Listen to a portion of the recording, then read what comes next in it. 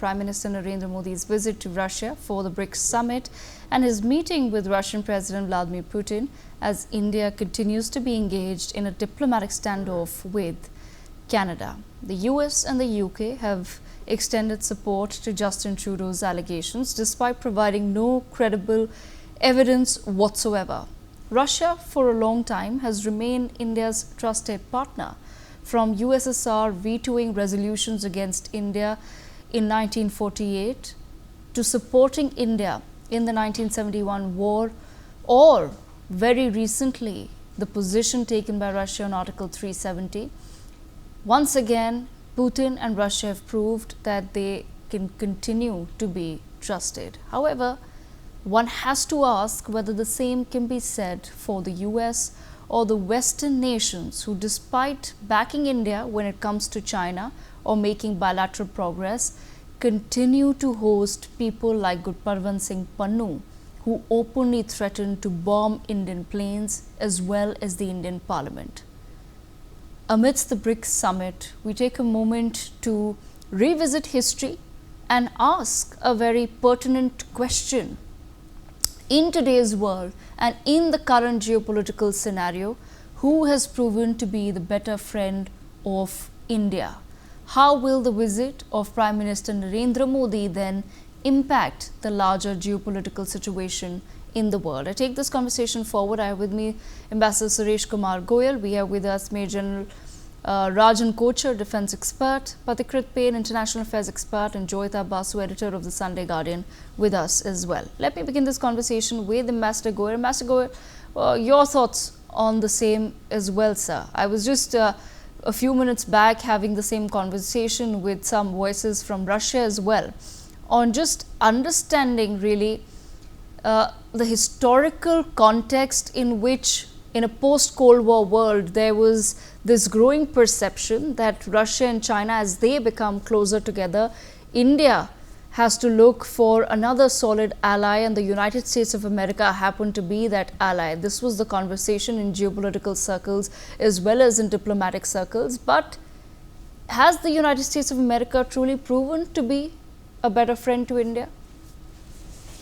Devika, you will need to give me some time. Thank you very much, though I must say, it's a very important question that you put to me. And as a diplomat, I'm going to give you a question which may go a bit round in the circles, but I think our viewers will understand what I'm saying.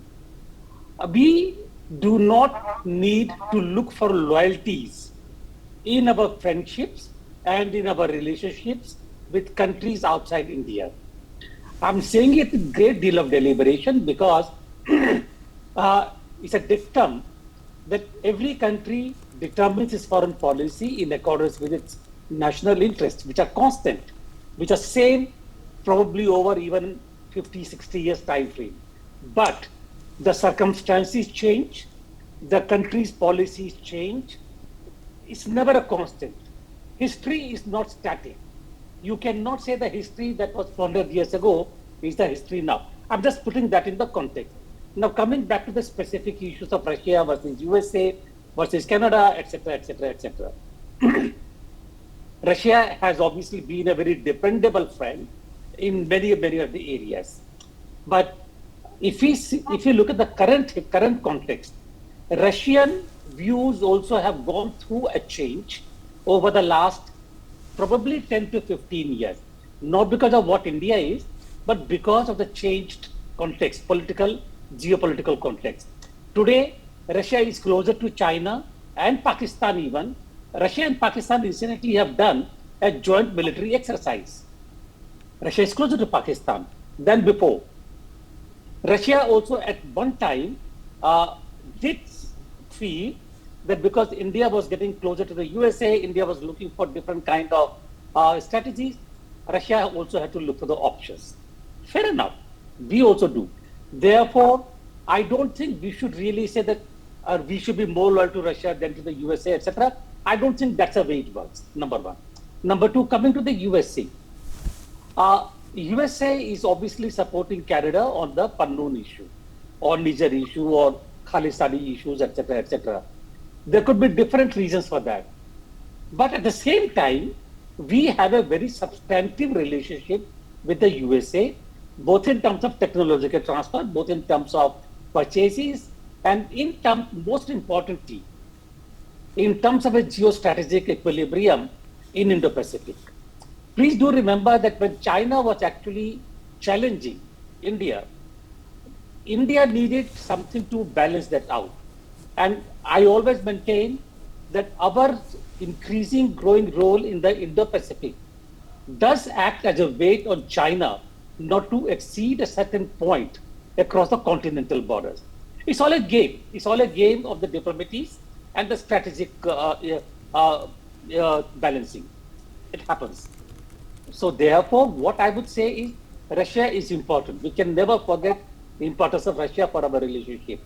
But so is USA. We have to play Canada the way it comes. And I have again said on your show, Divika, that what Trudeau is doing is absolutely stupid. No country would ever sacrifice a bilateral relationship on something like what Trudeau is doing, even for the internal political reasons. So either Trudeau is stupid, and I'm saying it here again, or Trudeau is acting on behest of somebody else. Either way. But Trudeau, he's not looking at the interest. Now it is Trudeau, not Canada. The Prime Minister would change in the next elections. We all know that. How do we know what policy he or she will adopt? So again, I'm underlining the fact here. In terms of a relationship, Russia is important. The BRICS meeting should be seen in the context of developing our bilateral equations also. But more importantly, BRICS is a counterweight to the dominance of the Western economic system. Please remember it was 2009 when BRICS was formed. And 2009, the world was emerging from the misdoings of the Lehman Bank, which had plunged the whole world into a recession. And therefore, BRICS was formed to develop another system of economic dependencies, economic relationship. I've said a lot, but I think this is to put things in perspective so that when we talk about these things, we keep all the balance in mind. Devika. Okay, all right. Important perspective there given by Ambassador Suresh Kumar Goyal, but I want to bring Joyita Basu into the conversation as well. Joyita, I want to understand from your perspective, when we talk about not looking for loyalties amongst our friends as far as the US or Russia is concerned, how does then India define that in current geopolitical circumstances, and how does India also make it clear to the United States of America that you can't just come to us for a friendship of convenience when it suits you in order to counter China in the region? Well, the fact of the matter is that I agree with Ambassador Goyal, because there are no friends or enemies. I mean, enemies, yes, there are, but there are no friends in diplomatic relationship. There is nothing. Russia is not a friend. The US is also not a friend. Russia also has its own interests. The US has its own interests. US would like to allow India rise up to a point. Russia would like to basically say, for example, to a large extent, I would say China is our adversary in spite of whatever, the so-called border agreement that happened and all. China is a problem for us. China will continue to be a problem for us, given if God forbid some kind of a conflict situation arises. Wait and see what Russia does. Russia is definitely not going to support India. Russia will at that time take a neutral, Russia will say we are neutral. And even it may even go to the extent, that is the problem. All the material we have got, defense material we have got, that let us hope they function properly in case there is a conflict with China. So, no, I do not trust Russia. There is no reason to trust the US also. It is all a matter of convenience. Whatever suits whoever at one particular point of time, you have to balance your interests accordingly and move forward. Russia is definitely not a friend, nor is the. But yes, we have all that matters in geopolitics is interests, whether there is convergence of interests or not, and in what ways. That is the reason why when we look at our foreign policy for that matter, what is it? We are talking about multilateralism, multilateral engagement with different entities, and that is what it is. So, the US has a problem with that. Even for that matter, US is far more complex than if you can't fit that relationship into a black and white box. It does not work like that. It is, I would say, rather out of the box, in the sense the US also, there are several forces at work inside the US. India has a very good relationship with, for example, the Defense Department. India has a very bad relationship with the State Department. India has a bad relationship, for example, with Justice Department, but with all these things that are happening right now. So, you see, there are so many influences there. Their government is also not a very coherent government. There are disparate forces that are working at cross purposes over there. So, you know, it is very difficult to define as, you know, this person is a friend, that person is not a friend. Whatever the situation, you make the best of a bad situation. You know, that is what it is all about. Okay, Major General Rajan Kochar, I want to bring in your perspective into the conversation as well. Now, you've heard what Ambassador Suresh Kumar Goyal had to say and what Joyita Basu also had to say. Their bottom line being that A, don't look for loyalty as far as these friendships are concerned, and as Joyita pointed out, that India just has to take each situation as it comes. Would you agree with that assessment, that today it's perhaps a futile exercise to even ask the question that who is really a better friend to India? To Deepika, I think I have a slightly different perspective, because the diplomacy, the foreign affairs and the geopolitics perspective has been brought out. I would like to bring out the military perspective, because we need to remember that the Indian Army has equipment both from Russia and the United States. And under no circumstances can the Indian Armed Forces, I will include the Air Force and Navy also into it, under no circumstances the Indian Armed Forces can create a situation where the supply chain and the MRO support gets hampered for the equipment which is already there with the armed forces. And we have a major defense equipment from Russia, and all this is a legacy equipment which Russia has been giving to us for a number of years. As a matter of fact, when we asked for Patriot air defense systems from the US, we were denied, and that's how we went for the S-400 from Russia. So, loyalty is a definition of loyalty between the nations, and a definition of loyalty between individuals is not the same. What we understand by loyalty between nations is that if we require a particular technology, if we require a particular equipment from a particular country, it should be made available to us irrespective of whom we are fighting the war with. In the case of United States, it's a slightly more comfortable zone, I would say that. And I would like to qualify my statement here that, you know, why I'm saying it's a comfortable zone. It's a comfortable zone because today our main adversary is China and not Pakistan. We know that the United States is helping Pakistan with the equipment where they have 16 spares. Last year, the entire package of MRO spares was given to Pakistan. We are not concerned with that.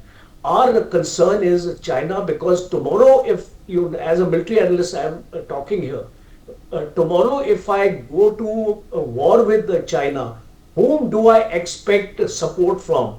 USA, Russia, and the other allies of these countries. So we need to look at that particular aspect, because United States will always support India if we go with a war with China, which may not be the case with Russia.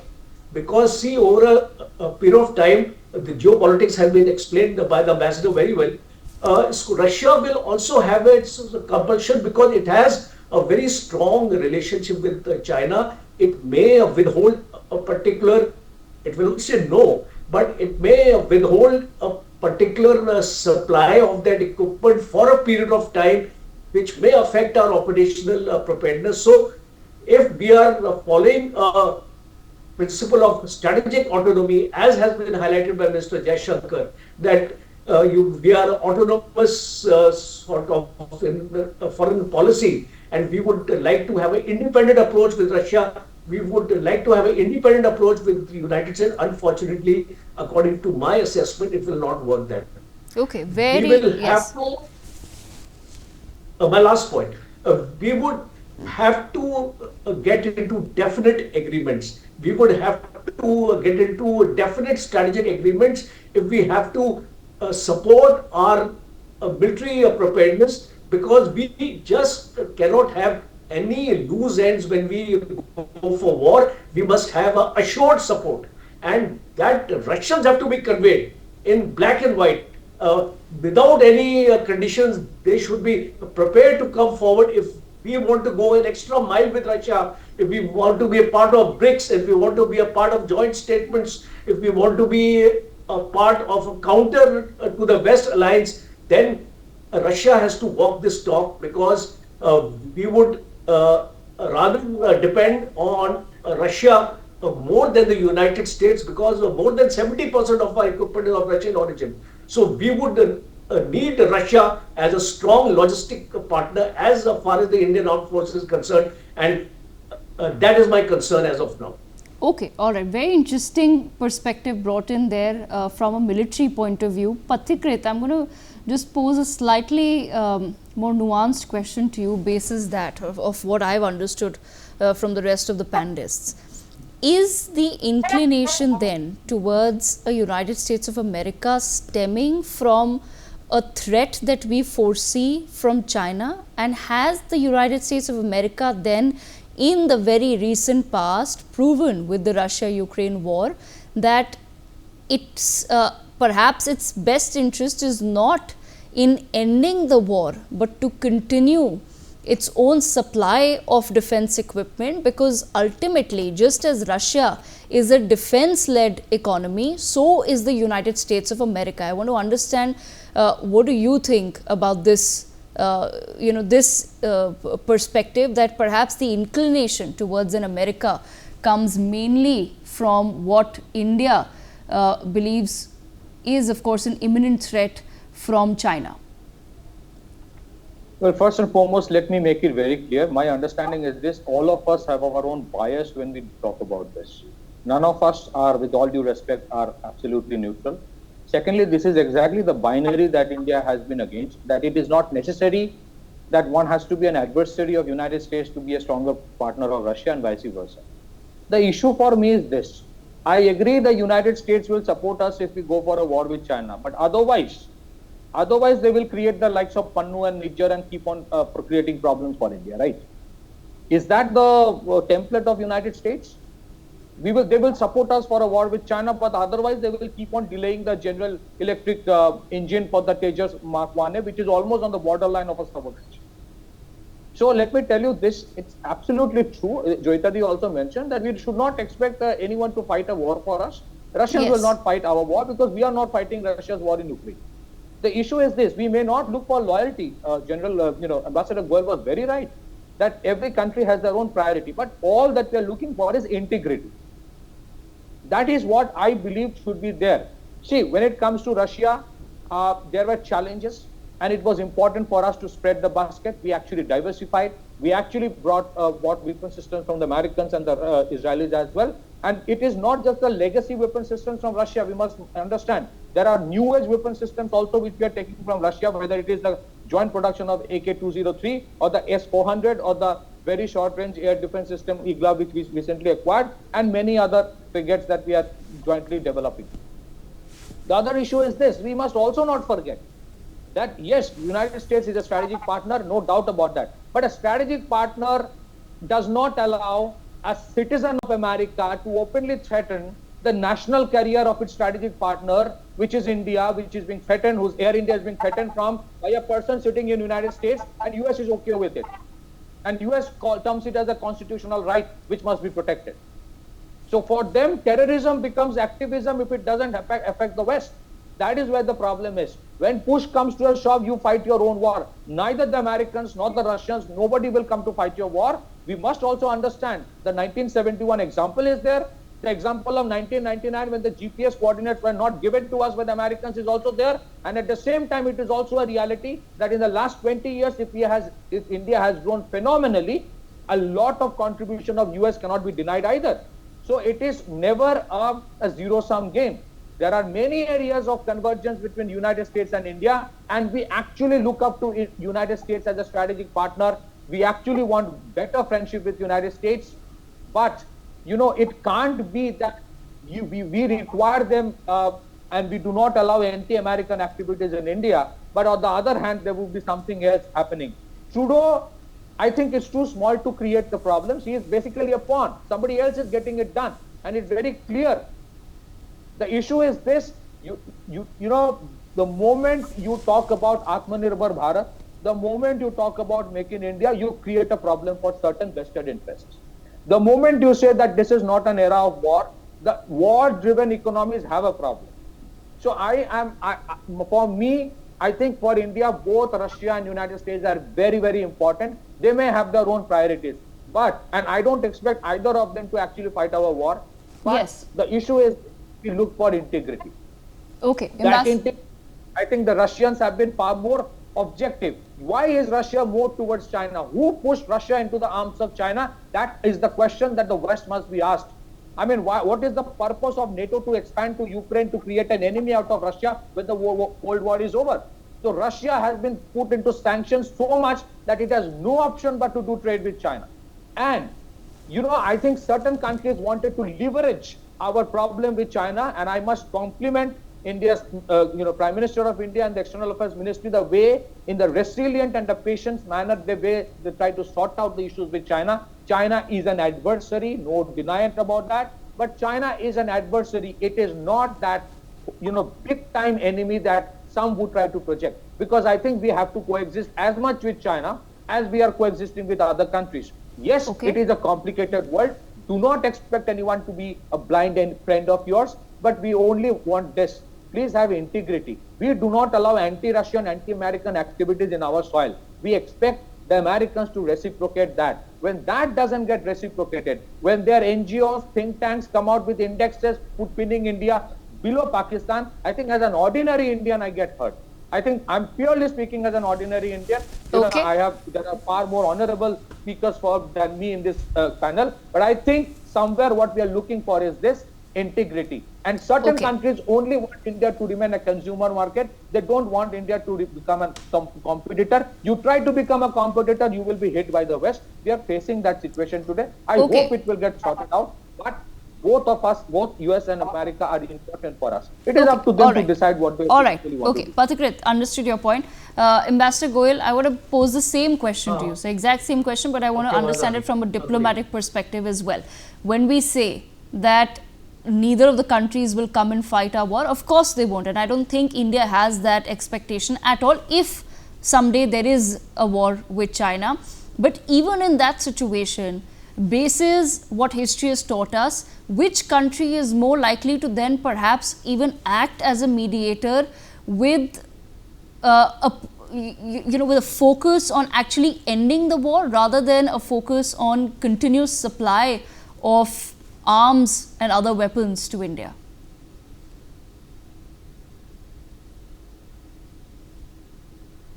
Master Goyal, you'll have to unmute yourself, sir.